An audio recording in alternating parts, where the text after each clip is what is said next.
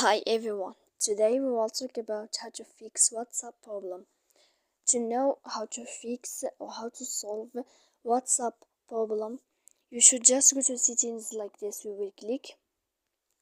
After that, in this page, you will go to apps, default apps, app settings.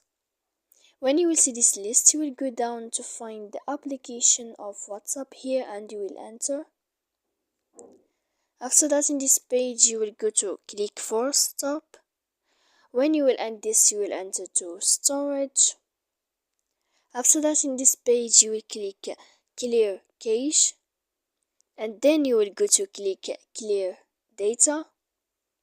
And after all that, you can turn off your Wi-Fi.